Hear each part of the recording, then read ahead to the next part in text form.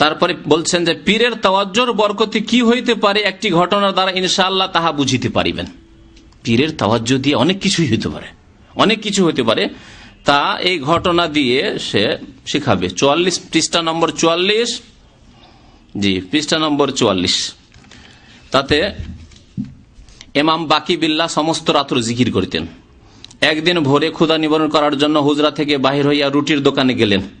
রুটিওয়ালার ঘটনা বর্ণনা করছে। রুটিওয়ালা বললেন, হুজুর রুটি প্রস্তুত নেই। হুজুর তখন নানবাইয়ের দোকানে গেলেন। রুটিওয়ালা নানবাই, পার্থক্য কি রে বাবা? নান মানে রুটি। আমার মনে হয় ইসাক সাহেব ফার্সিও বুঝে কিনা আল্লাহ পাকে জানে। আমি যতটা ফার্সি বুঝি তত। নান বাই মানে রুটি বিক্রেতা। হ্যাঁ, কথা বুঝতে পেরেছেন? নান মানে রুটি ফার্সি ভাষা, আর রুটি বিক্রেতা। তো বাঙালি জাতিকে বুঝিয়ে দিয়েছেন নানবাই, আর আরেকটা কি হলো? রুটির দোকানে, আর একটা হচ্ছে নানবাইয়ের কাছে। এবং রুটি আছে কিনা জিজ্ঞাসা করেন। নানবাই বলে, না হুজুর তশরিফ রাখুন, গরম রুটি আছে। হুজুর সেখানে বসিয়া মন পুরিয়া রুটি খাইলেন। আল্লাহর ওলিদেরকে এত মন পুরিয়া কেন খেতে হয়? এরা তো ফেরেশতার চাইতে নাকি বড়। বলছে আমাদের আল্লাহর সাথে যখন একা একা সাক্ষাৎ হয় তখন কোন আল্লাহর নিকটবর্তী ফেরেশতাও পৌঁছিতে পারে না, আর কোন রসুলও পৌঁছিতে পারে না। তারপরে তো খেতে পেট পুরে খেতে হয়। পেট পুরে খাওয়া সুন্নাত। সাধারণ মানুষ জানে যে পেট পুরে খাওয়া সুন্নাত নয়। নবী করিম সাল্লাল্লাহু আলাইহি ওয়াসাল্লাম পেট পুরে কখনো খাননি। 3 ভাগ। যদি জরুরি হয় যে খেতেই হবে, যখন খিদা লেগেছে, ফাসলো শুনলে তো আমেহি, সোলো শুনলে শরাবেহি, অসলো শুনলে নাফাসে।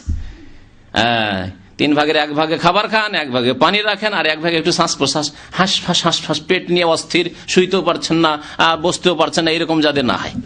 জি, পেট পুরে খেলেন। যাই হোক, এবং অত্যন্ত সন্তুষ্ট হয়ে বললেন, নানভাই তুমি আমার কাছে কি চাও? এখন তাওয়াজ্জুহ দিচ্ছেন আর ফয়েজ বন্টন করবেন। এখন উত্তরে নানভাই বলেন, হুজুর আমি যাহা চাইবো তাহাই কি দিবেন? আমি যা চাইবো তাই কি দেবেন? হুজুর বললেন, হ্যাঁ। এই জন্য এইরকম যারা পীর মুরিদের ব্যবসা করে তারা ভক্তদের কাছে ফিরি খায়।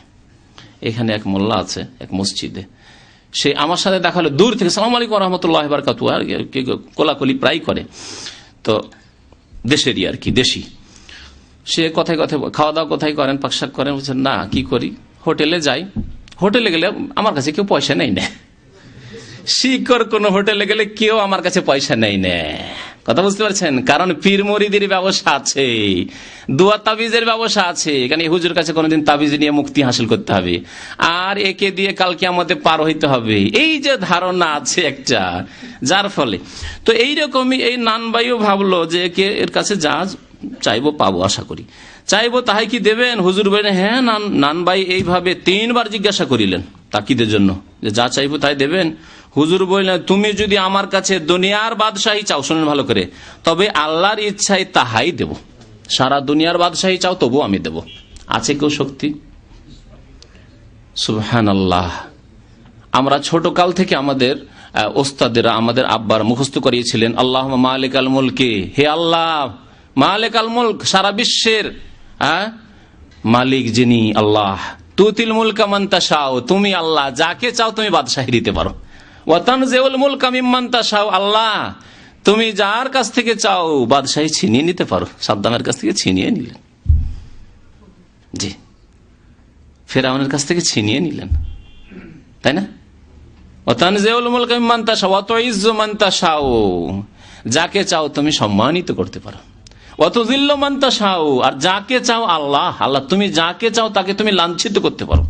ওয়া তানজিউল মুলকা মিম্মান তাশাও ওয়া তুইজ্জু মান তাশাও ওয়া তুযিল্লু মান তাশাও, বিয়াদিকাল খায়র, সার্বিক কল্যাণ তোমার হাতে, একমাত্র আল্লাহ। ইন্নাকা আলা কুল্লি শাইইন কাদির। আর কোরআনের শিক্ষা নেবেন না এই শিরক বিদআতের শিক্ষা নেবেন? শোনেন, শিরকি কথা নয় যে আমি যদি ইচ্ছা করি, তাহলে তুমি যদি আমার কাছে দুনিয়ার বাদশাহী চাও তবু আল্লাহর ইচ্ছাই দিতে পারবো। যদি স্বর্ণ চাও তবে তাহার খনি দেখাইয়া দিব। তাহলে কি বুঝতে পারেন? প্রথম কথা, আলেমুল গায়েব যে স্বর্ণের খনি কোথায় আছে বাংলাদেশে। আজকাল যান্ত্রিক সভ্যতার যুগে বাংলাদেশ সরকার জানতে পারছে না যে কোন এলাকায় গ্যাস আছে, কোন এলাকায় সোনা বেশি আছে। এক জায়গায় অনেক টাকা খরচ করছে, আবার ফেলিওর হচ্ছে। আমার এলাকায় দিনাজপুর, উত্তর দিনাজপুর ডিস্ট্রিক্ট, পশ্চিম দিনাজপুরে। একবার হঠাৎ করে সরকারকে খোঁজ হলো, পশ্চিমবঙ্গের সরকারকে, যে এখানে এর খনি আছে, গ্যাসের খনি আছে। অনেক টাকা খরচা করে ঘেরলো এলাকাকে, দূর পর্যন্ত অনেক টাকাই খরচ করলো। শেষে দেখলো যে যা পরিমাণ এখানে গ্যাস আছে তা উঠাতে গিয়ে ওর চাইতে খরচ বেশি পড়ে যাবে, সব নষ্ট হয়ে গেল, লন্ডভন্ড হয়ে গেল। আজকে এত সভ্যতার যুগেও এইরকম ফেলিওর হয়ে যাচ্ছে। কিন্তু এই বিদাতি শিরকি কথা দেখেন, আলেমুল গায়েব হয়ে গেল, তাহলে গায়েব জানলো যে মাটির তলায় কোথায় সোনার খনি আছে তাও দেখাইয়া দিবে।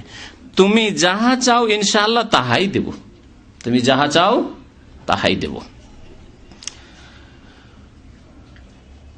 তারপরে দেখছেন নান ভাই আরজ করি না, হুজুর আমি আখেরাত চাই। ভালো কথা, আমাকে আপনার মতো বানাইয়া দিতে হবে, কিন্তু আপনার মতো পীরে কামেল মোকাম্মেল বানিয়ে দিতে হবে। ইহা অসম্ভব, বলছেন ইহা অসম্ভব। তুমি দুনিয়ার যাহাই চাও তাহাই দেব, কিন্তু নান ভাই ছাড়িলেন না এবং বলিলেন, হুজুর দুনিয়ার যাহা কিছুই দেবেন তাহা শেষ হইয়া যাইবে, মৃত্যুর সময় কিছুই সঙ্গে যাইবে না, আমাকে আপনার মতো বানাইতে হইবে। হুজুর বলিলেন, বাবা উহা সহ্য করিতে পারিবে না, তোমাকে যদি আমার মতো করে দিই আমি, তো তুমি সহ্য করিতে পারিবে না। তার মানে কি হবে? হয়তো, তার ভাষায় শুনেন, আমরা নিজে থেকে ব্যাখ্যা না বাড়িয়ে, হয়তো মরিয়াও যাইতে পারো। বেশি করে যখন দিতে যাব তোমাকে, তখন ফাইজ খেয়ে তাওয়াজ্জু পেয়ে মরেও যেতে পারো। নান ভাই বলিলেন, হুজুর আপনার মতো হইয়া মরিতে পারলেও সার্থক হইবে, অসুবিধা নেই, মরে যাব কিন্তু আপনার মতো হয়েই মরব। হুজুর দেখছে যে উপায় নেই। হুজুর কিন্তু আগে অসম্ভব বলেছে, তাই না? আবার সম্ভব কি করে হয়ে গেল?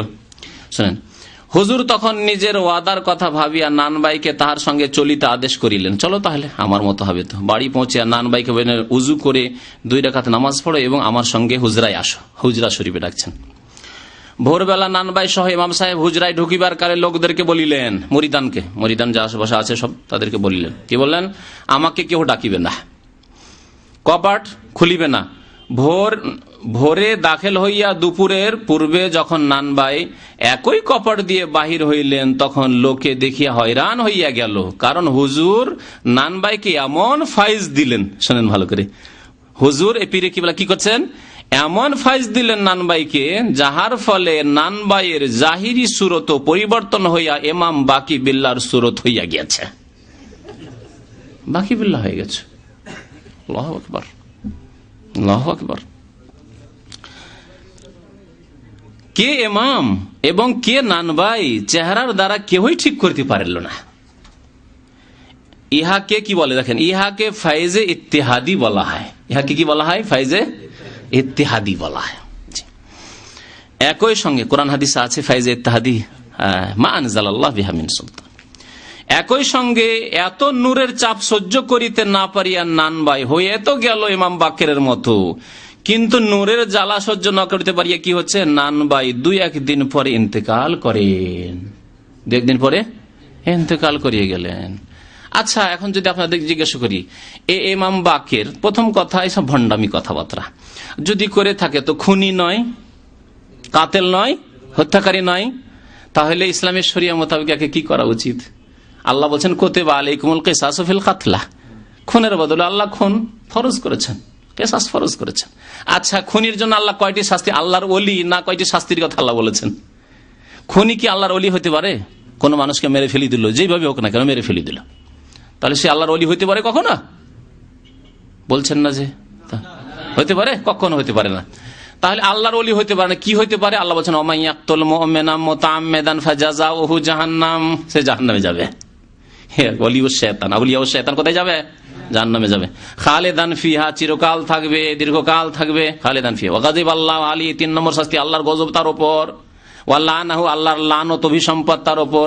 ওয়া আদাল্লাহু আযাবান আযীমা, আর বড় শাস্তি আল্লাহ তৈরি করে দিয়েছেন তার জন্য। তারপর আমরা সুরত বদলেও দিতে পারেন, তার এটি উলুহিয়তের দাবি না?